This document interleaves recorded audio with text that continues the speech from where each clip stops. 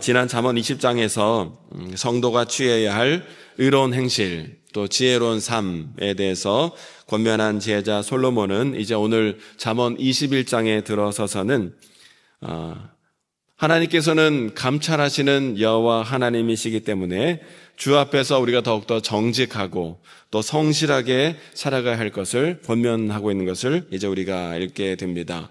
특별히 솔로몬은 21장에서 악인이 당할 운명을 보여주는 가운데 구원은 오직 우리 여호와 하나님께로부터만 나온다라는 사실을 강조하며 하나님 앞에 더욱더 말씀대로 진실하게 살아야 할 것을 강조하고 있는 것을 보게 되지요. 여러분, 악인은 무엇 때문에 심판을 당합니까? 하나님이 미워하시는 것은 무엇일까요? 그것을 쭉 오늘 잠언 21절을 통해서 말씀해 주고 있는데, 먼저 3절에 보면 이렇게 기록이 되어 있습니다. 3절 말씀을 함께 읽어보실까요? 시작. 공의와 정의를 행하는 것은 제사 드리는 것보다 여호와께서 기쁘게 여기시느니라. 아멘. 하나님께서는 공의와 정의를 행하는 것을 제사 드리는 것보다 더 기쁘게 여기신다는 겁니다. 여러분, 공의와 정의를 행한다는 것이 무엇입니까? 하나님의 공의, 하나님의 정의를 행한다는 것은 하나님의 뜻, 하나님의 규례, 하나님의 말씀대로 행하는 것을 뜻하는 거예요. 그러니까 우리가 하나님 뜻대로, 말씀대로 살아가는 것이 제사 드리는 것보다 하나님 더 기뻐하시는 일이라는 것이죠. 우리가 하나님의 말씀을 전혀 순종하지도 않고 하나님의 뜻과 말씀대로 규례대로 살지 않으면서 어떠한 하나님 앞에 제사 드리는 것, 하나님 결코 그것을 기뻐하지 않으신다는 것이죠.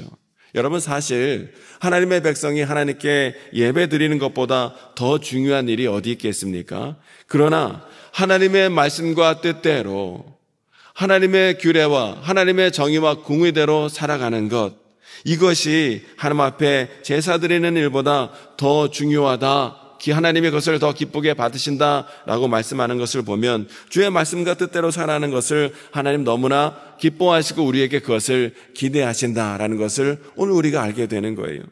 그래서 여러분, 사무엘상 15장에서도 보면 사무엘 선지자가 사울 왕에게 무슨 말로 책망을 합니까? 순종이 제사보다 나은 것입니다 라고 사울을 책망하지 않습니까? 하나님 말씀대로 순종하는 것, 그것이 왕이 지금 하나님께 제사 드리는 것보다 더 하나님이 기뻐하시는 일이다라는 것을 분명히 말씀하고 있는 것을 보게 되죠. 공의를 저버리고 하나님의 뜻과 하나님의 말씀은 전혀 상관없이 불법을 행하는 가운데 그저 개인의 욕심에 따라 세상의 방법을 추구하며 살아가는 자가 하나님 앞에 예배드리는 것은 하나님이 결코 그 예배를 기뻐받지 않으시고 아무런 의미도 없다라는 것이에요. 왜냐하면 주께 드리는 그 예물도 틀림없이 가증스러운 방법, 부정한 방법으로 모았을 것이고 또한 그 제물을 드리는 동기도 순수하지 못하기 때문이라는 것이죠. 그래서 내일 본문인 27절에는 이렇게 말씀합니다. 악인의 제물은 본래 가증하거든 하물며 악한 뜻으로 드리는 것이랴 하고 말씀하고 있습니다. 하나님은 하나님 말씀대로 살지 못하는 불의한 자가 드리는 거짓된 예배, 가증스러운 예물, 이거 별로 기뻐하지 않으시고 하나님이 기뻐하시고 기대하시는 것은 하나님의 공의와 정의대로 말씀대로 주님의 뜻대로 살아가는 것을 하나님 기뻐하신다라고 우리에게 말씀하고 있는 것을 보게 되죠. 두 번째로 하나님은 교만을 미워하신다라고 말씀하십니다. 4절의 말씀을 함께 읽어보실까요? 4절 시작. 눈이 높은 것과 마음이 교만한 것과 악인이 형통한 것은 다 죄니라. 아멘. 눈이 높은 것, 마음이 교만한 것 다 같은 뜻이지요. 결국 교만은 하나님 앞에서 죄이고 교만은 하나님이 가장 싫어하시는 것이 바로 사람이 하나님 앞에서 교만한 마음, 교만한 눈, 교만한 모습으로 살아가는 것을 하나님은 가장 싫어하신다는 거예요. 여러분, 이사야 14장에 보면 하나님께 수종 들던 천사들 중 지상으로 쫓겨난 사단이 그게 한 죄목이 무엇이었습니까? 바로 교만이었다라는 거예요. 그는 하나님처럼 높아지려는 마음에 하나님께 반역을 꾀하다가 결국 하나님으로부터 미움을 사고 하나님과 원수되는 가운데 하늘에서 쫓겨남을 당하지 않았습니까?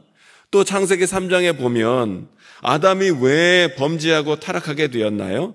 바로 이러한 사단의 꾀임에 넘어가 하나님처럼 되고자 하는 교만한 마음과 생각에 사로잡혔기 때문에 하나님과 원수되는 가운데 에덴 동산에서 쫓겨날 수밖에 없었다는 거예요. 이렇게 교만은 하나님을 대적하는 무서운 죄이고 하나님은 교만을 가장 싫어하신다라는 것을 우리가 다시 한번 깨닫게 되는 거예요. 오늘 간절히 기도하는 가운데 성령 하나님께서 우리의 마음을 감찰해 주시고 깨닫게 해 주심으로 우리의 심령 가운데 어떠한 교만한 마음과 모습이 있다면 하나님이 그것을 깨닫게 하시고 보게 하여 주셔서 모든 교만함은 물리쳐 주시고 하나님 앞에 겸손한 모습으로 살아가는 은혜가 저와 여러분에게 늘 있게 되시기를 주님의 이름으로 축원합니다. 세 번째는요, 부정한 재물을 하나님 미워하신다 말씀하고 있습니다. 6절 말씀을 함께 읽어보실까요? 6절 시작. 속이는 말로 재물을 모으는 것은 죽음을 구하는 것이라 곧 불려다니는 안개니라. 아멘. 솔로몬은 계속해서 잠언에서 속이는 말로 부정한 방법으로 재물을 모으는 것, 죽음을 구하는 일이라까지 말씀하고 있는 것을 보게 됩니다. 악의 재물은 가증하다 27절에서 말씀하였지요. 부정한 방법으로 모은 재물을 하나님은 미워하시고 싫어하시고 부정한 방법으로 모은 것을 아무리 많이 드린다 할지라도 하나님 것을 기뻐받지 않으신다는 것이죠. 무지한 자를 속여 모은 재물이라든지 힘없는 자를 압박하여서 수탈한 재물이라든지 지위를 이용하여 일구의 노력이나 수고 없이 부정한 방법으로 축적한 재물, 아무리 많은 양을 드린다 할지라도 그러한 부정한 방법으로 모은 재물 주님께 드리는 것 하나님은 결코 기뻐하지 않으시고 오히려 가증한 일이 된다는 거예요. 마지막 넷째로 하나님은 무자비한 것을 미워하신다 오늘 본문에서 말씀하고 계십니다.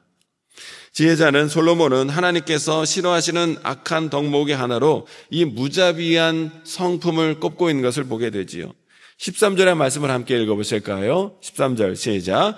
귀를 막고 가난한 자가 부르짖는 소리를 듣지 아니하면 자기가 부르짖을 때에도 들을 자가 없으리라. 아멘. 여러분, 가난한 자가 자신의 어려움을 호소하고 절규하듯 외치고 부르짖고 있음에도 불구하고 그것을 듣지 않기 위해서 귀를 막는다든지 그 자리를 피한다든지 외면하는 자는 그와 동일한 처지에 놓일 수밖에 없고 그와 동일한 처지에서 그렇게 부르짖으며 절규할 때 그를 들을 자가 아무도 없는 동일한 대우를 받게 되리라, 동일한 대접을 받게 되리라 말씀하고 있는 것을 보게 됩니다. 이렇게 무자비하고 무인정한 자는 하나님으로부터 어떠한 긍휼이나 자비를 받을 수 없게 되리라는 거예요. 왜 그렇습니까? 하나님은 모든 자의 하나님이시기 때문에 그렇다는 것이죠. 하나님은 부유한 자의 하나님이기도 하지만 하나님은 가난한 자의 하나님이기도 하신 거예요. 따라서 가난한 자의 외침을 거절하는 무자비한 자는 결국 하나님의 사랑스러운 자녀를 외면하고 그들의 고통에 대하여 무관심한 자가 된다는 것이에요. 그러니 여러분, 하나님의 형상대로 지음받은 하나님의 자녀를 외면하는 자를 그들의 아버지 되신 하나님께서 어떻게 기쁘게 여기실 수 있으시겠냐는 것이죠. 그래서 예수님의 동생 야고보는 야고보서 2장 13절에서 이렇게 말씀합니다. 긍휼을 행하지 아니하는 자에게는 긍휼 없는 심판이 있으리라. 긍휼은 심판을 이기고 자랑하느니라. 아멘. 긍휼 없는 자에게는 긍휼 없는 심판이 임하게 되리라는 거예요.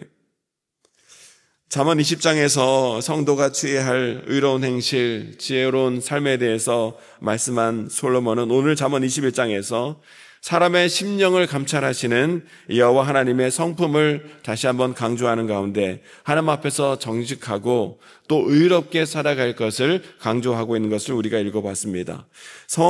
심령을 감찰하신다는 말씀은 하나님께서 우리의 겉모습 행위뿐만 아니라 우리의 마음속 심령까지도 중심까지도 생각까지도 다 알고 파악하신다는 말씀이에요.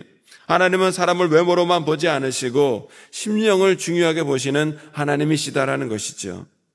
사람들은 겉모습을 그럴듯하게 꾸미는 일, 겉모습을 치장하는 일에는 많은 시간과 노력과 수고를 들이지만 자신의 내면을 가꾸고 심령을 살피는 일에는 좀처럼 관심을 갖지 않는 것을 보게 됩니다. 그러나 하나님의 성품을 바로 알고 심령을 감찰하시는 하나님의 성품을 바로 알고 하나님을 온전히 섬기는 자는 자신의 겉모습보다는 내 내면, 내 심령을 깨끗이 하고 청결하게 하는 것이 곧 하나님을 기쁘시게 하는 일이고 하나님 앞에서 은혜와 복을 누리는 길이라는 것을 잘 아는 가운데 이를 행하는 자가 바로 주 앞에서 복된 자라는 것이지요.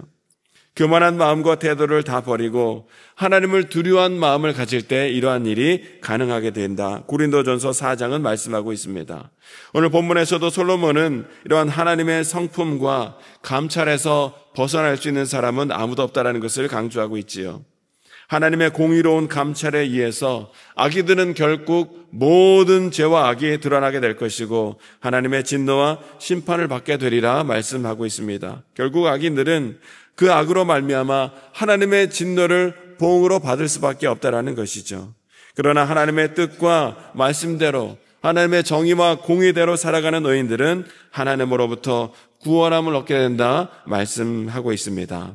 하나님께서는 사람의 심령을 살피시는 하나님이기 때문에 사람이 하나님 앞에서 숨길 수 있는 것은 아무것도 없습니다. 때문에 여러분, 악인이 형통하는 삶을 사는 것 같고 의인이 고난을 당하는 것처럼 보이는 때가 있을 수 있겠으나 그러나 그 가운데는 반드시 하나님의 뜻과 계획과 섭리가 반드시 있다는 것을 우리가 기억하는 가운데 모든 것들이 주님의 뜻과 섭리대로 선악간에 판단되어지고 바로 잡아지는 역사가 반드시 있게 될 것을 우리는 믿음으로 바라봐야 될 줄로 믿습니다. 여러분, 우리의 구원은 오직 하나님께로부터 옵니다. 우리의 영혼의 구원뿐만 아니라 우리 삶의 어려움 가운데서도 반드시 하나님은 하나님의 택한 자녀를 반드시 구원하신다라는 사실을 오늘 우리가 다시 한번 기억하는 가운데 이 세상을 살아가는 동안 더욱 그런 일을 행하실 주님을 기대하며 하나님의 법을 더욱 지키고 하나님 말씀대로 우리가 절대 순종함으로 말미암아 하나님 기뻐하시는 귀한 삶을 살아감으로 하나님이 친히 베풀어 주시는 은혜와 복을 믿음으로 누리며 살아가는 저와 여러분 모두가 되어야 될 줄로 믿습니다. 이 시간에 간절히 기도할 때에 하나님 오늘도 우리에게 성령으로 충만케 하여 주셔서 하나님의 마음을 깨닫게 하여 주시고 무엇보다 아버지 하나님 기뻐하시는 일, 하나님 미워하시는 일을 영적으로 분별할 줄 알게 하셔서 하나님 미워하시는 일들은 다 제하여 버리게 해 주시고 오직 하나님 기뻐하시는 일, 주의 말씀대로 온전히 순종함으로 말미암아 하나님 나라의 기쁨을 누리며 하나님 앞에 영광 돌리며 살아가는 거룩한 성도가 되어질 수 있도록 하나님 감당할 만한 은혜와 믿음을 주님 더하여 주시옵소서. 우리 말씀을 기억하며 기도하시고 우리의 모든 기도 제목을 주님께 맡기며 간절히 기도하는 이 시간이 되길 원합니다. 우리 주여 많이 외치시고 함께 기도하겠습니다. 주여